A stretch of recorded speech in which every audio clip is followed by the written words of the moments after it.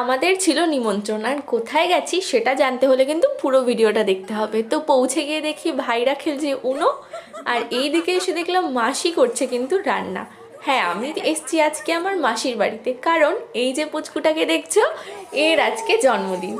আর দেখো সবাই মিলে ঘরে কিন্তু বেলুনও ফোলাচ্ছে, তো আমিও একটু হেল্প করছিলাম বেলুন ফোলাতে। তারপর শুরু হলো নাচ, আর এই যে পাগলের মতো নাচ করছে, সঙ্গে আমিও নাচ করছিলাম একটু ওদের সাথে। বাচ্চাদের সাথে কিন্তু বেশ মজা হয়, আমার তো দারুণ লাগে, কারণ আমারও মনে হয় এই তো এরকমভাবেই আমার বার্থডে সেলিব্রেট হতো ছোটোবেলায়, কারণ সব মাসিরা যেত আমাদের বাড়িতে।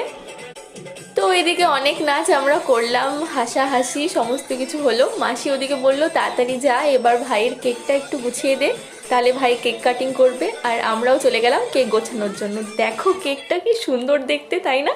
আমার তো বেশ লেগেছে দেখতে, আর খেতেও কিন্তু দারুণ ছিল কেকটা।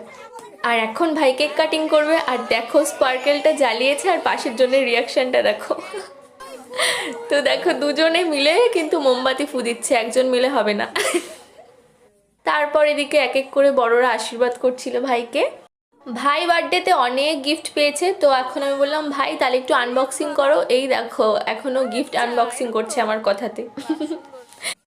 এরপর আমরা বসে পড়েছিলাম খাওয়া দাওয়া করতে, কারণ অনেকটাই রাত হয়ে গেছিলো। আর আমার সাথে দেখো বাচ্চা পার্টি বসেছে।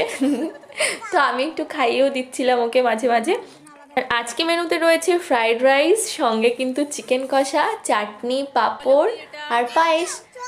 আর শীতের সময় কিন্তু ফ্রাইড রাইস আর চিকেন কষা দারুণ লাগে জাস্ট।